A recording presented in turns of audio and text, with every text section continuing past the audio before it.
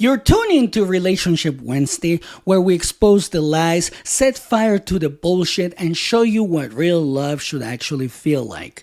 This is the Bad Influence Podcast, the podcast they warn you about. I'm your host, Jordan Banderas, and today we're going to manipulation, codependency, and toxic patterns with a machete. If you're tired of walking on eggshells in your relationship, it ends now. Raw truth, real growth. Let's get into it. So let's get into it, right? This is very important. And I need you to listen to the entire episode today because I have seen this a lot. With friends, I see it on social media, I see it with relationships that I know, and even in my own relationships in the past, this happened. And I want to tell you this. Trauma bonding is in love. I know. What a shocker, right? And again, trauma bonding is in love. It's an emotional hostage situation. If your relationship only feels alive during chaos, that's not passion, it's poison. So let me ask you a question. When you look into their eyes, are you seeing a soulmate or just another wound dressed in familiar pain? Be honest. Don't lie to yourself. The truth shall set you free. Because your gut already knows the truth your heart refuses to see. You think it's love because intensity feels like evidence, right? You mistake the adrenaline spikes, the heated arguments, the emotional roller coaster for proof of connection. But intensity isn't intimacy. It's addiction wrapped in affection. You crave chaos because chaos is home. And that instability, it's a direct reflection of the emotional environment you grew up in. But here's the truth. Not a lot of people tell you this. Just because chaos feels familiar doesn't make it safe. So let's rewind the tape. Who was the first person who made you feel you had to earn love by enduring pain? Because that exact moment is when your emotional blueprint got fucked up. Maybe it was a parent who withheld love until you achieved something. How many of your parents did that? Maybe it was an ex who convinced you suffering equaled loyalty. But wherever it started, it's time to rewrite that story because suffering isn't devotion, it's dysfunction. You keep telling yourself, it's not that bad. They'll change. I'm strong enough to handle this. I have heard that multiple times. But that voice isn't intuition. It's trauma whispering lies disguised as hope. Because when you go into trauma like this, trauma bonding or any type of trauma, you're going to try to find hope wherever it's possible to be. You're going to try to find the hope that you've been looking for, no matter how small it may seem. But let me share something raw with you. I once knew someone who confused emotional chaos with passion. Every relationship had to feel like a hurricane for them to believe it was real. Until one day, they woke up empty, drained, exhausted. And guess what? That someone was me. I had to face the brutal truth that my relationships were mirrors of my unresolved shit. The chaos wasn't chemistry. It was my trauma seeking validation. It wasn't until I stared my pain in the face that I realized I was addicted to being emotionally battered. Trauma bonding is exactly that. and addiction.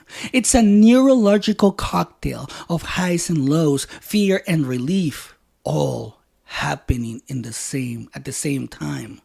Every emotional explosion followed by reconciliation is dopamine to your wounded brain. Think about it. There's science behind this. How many red flags have you ignored because dysfunction feels familiar? How many betrayals have you rationalized because you're terrified of being alone with your own thoughts? You say you're the fixer. You convince yourself, if I can heal them, maybe I won't have to face my own broken pieces. But let's be clear. Fixing others is just avoiding your own healing. You're not saving them. You're drowning alongside them. Codependency isn't compassion. It's mutual emotional suicide. So let's talk about identity real quick. If you spend your entire life being the caretaker, the martyr, the rescuer, walking away feels like losing your entire sense of self. But that identity is toxic. It's built on self-neglect and emotional slavery. So every day, you sacrifice pieces of yourself to keep the trauma bond alive. You silence your truth. You dim your light. You apologize for their bullshit. And you call it compromise. How many of you have done that? But let me tell you,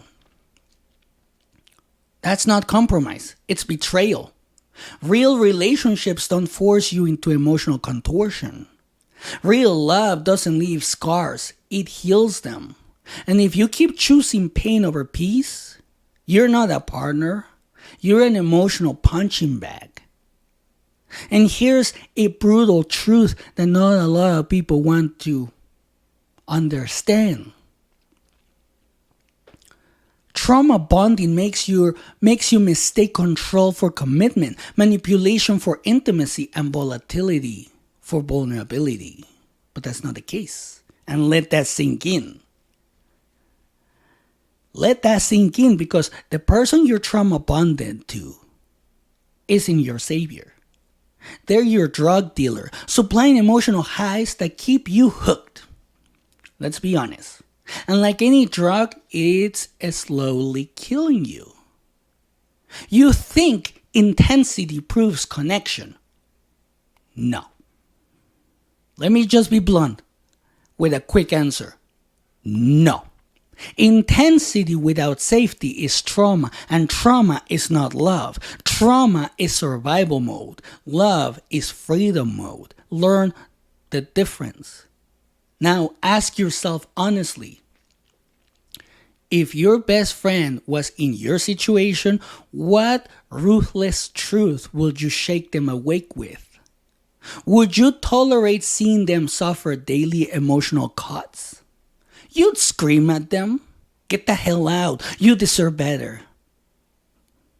Am I wrong? So why don't you give yourself the same fierce love you're so quick to offer others?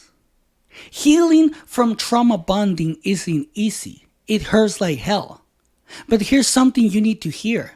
Staying trapped hurts more. It does.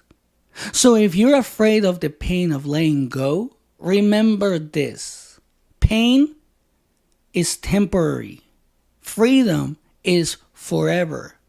Choosing yourself is always worth the short-term ache. You need to recognize trauma bonding for what it is. A wound dressed in romance. Recognize it, own it, name it. That's your first step towards freedom. And now, let me tell you a story that might feel a little too familiar. The lights are blinding. The roar of the crowd is deafening, and in the center of the cage, he stands. Cut above his right eye. Blood pouring, ribs shattered from body kicks, legs wobbling from exhaustion. but he's still throwing punches, still charging forward, not because he's winning, but because he doesn't know how to stop. He hears his coach screaming from the corner, "Protect yourself, back up, you don't have to prove anything." But that voice gets drowned out by the one that's lived in his head for years. If you quit, you're worthless. Pain means you're strong. Love hurts. Life hurts. Keep going. Because that's how he was raised. To fight through everything. To earn love through pain. To believe that if you're not bleeding, you're not trying hard enough. And that's exactly how he loved. Every relationship he touched turned into a battlefield. He didn't understand peace, only passion. Didn't recognize safety, only sacrifice. The women who tried to love him with calm presence, he ghosted them. I told you, this story is familiar. The ones who yelled, manipulated, and gave him the silent treatment, he chased them like oxygen. Because the chaos made him feel alive. It matched the storm in his nervous system. He thought love had to be earned, but healing had to come with bruises. According to him. Until one night, after another emotional war with someone he swore was the one, he stared in the mirror and didn't recognize the man looking back. Not because of the physical bruises, but because of the emptiness in his eyes. That was his moment. The realization hit harder than any knockout ever could. He wasn't fighting for love. He was fighting to survive a war that should have ended years ago.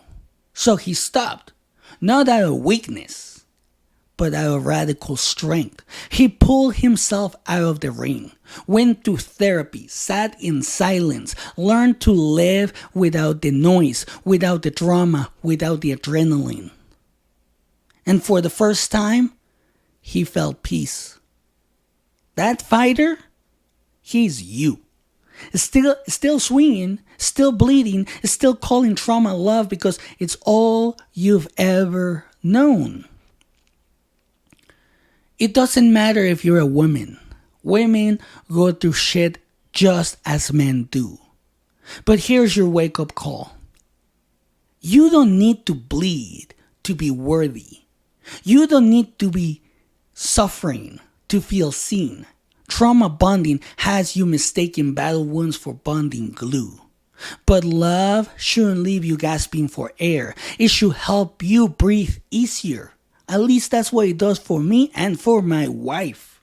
That's why I love to do this episode. Because I'm telling you straight up what a loving relationship is. And what you should aim for. Because you've been stuck in survival mode for way too long.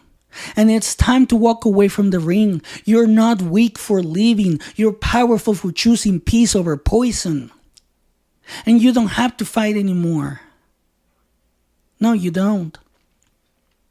And if you want to stop fighting, here are the steps that help me walk away from that ring. And I bet this can help you too. And like I always say, if these exact steps don't work for you, then tweak them. Make them yours. Alright? Well, step 1. Admit the truth to yourself. Stop lying that it's complicated or that it'll change or you'll find peace amidst chaos. You won't. Chaos will never be peace. Step 2. Seek outside perspectives. Trauma bonding blinds you. You need someone objective, a therapist, mentor, trusted friend. Someone who sees clearly why your heart distorts. Step 3. Learn emotional regulation. I know. Those are big words, but that's something that you have to do. When your nervous system craves chaos, you must retrain it to crave calm. Meditate, journal, breathe, whatever it takes, find your own way. Make stability your new baseline. Step 4. Set ruthless boundaries. Boundaries are not punishment, they're protection. The first boundary is always with yourself. Stop betraying your truth to accommodate someone else's wounds. Step 5. Forgive yourself. You've been blaming yourself for being weak or naive. But listen to me. You were never weak. You were wounded. And wounds can heal.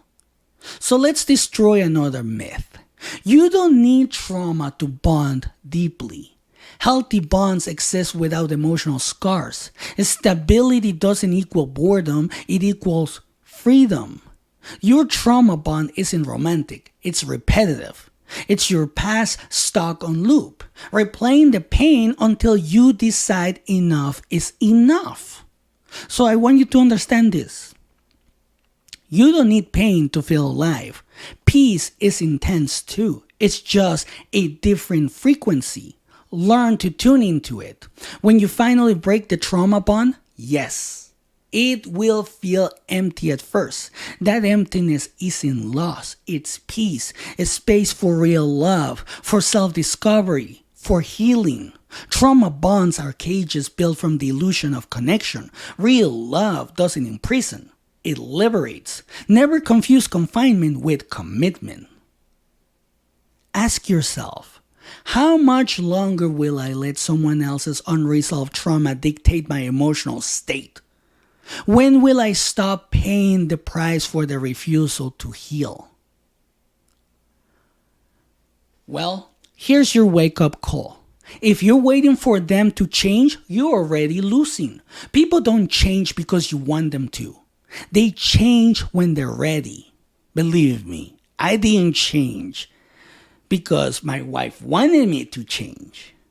I changed because I was ready for something better. So stop sacrificing your sanity waiting. You deserve love that heals, not hurts. Love that sees, not shames. Love that lives, not limits. Anything less isn't love. It's emotional abuse packaged as connection. You've been loyal to someone else's wounds long enough. Now it's time to be loyal to your healing. Loyalty begins with yourself, period. There's no other way to put it. So make no mistakes. Breaking a trauma bond takes courage, but courage isn't about being fearless. It's about choosing yourself despite the fear. Your freedom is waiting on the other side of the fear you keep avoiding. Well, let me be blunt. Face it head on. Your future self will thank you. So let this be your daily mantra. I am done betraying myself for the sake of someone else's wounds. I choose my healing, my peace, my freedom today, tomorrow, forever. Now go live it. And remember, the choice is yours. And that's it for today. If this episode peeled back the mask on your relationship, don't ignore it. You deserve more than crumbs. Draw the damn line. Hit that subscribe button so you never miss the truth bombs that actually change lives.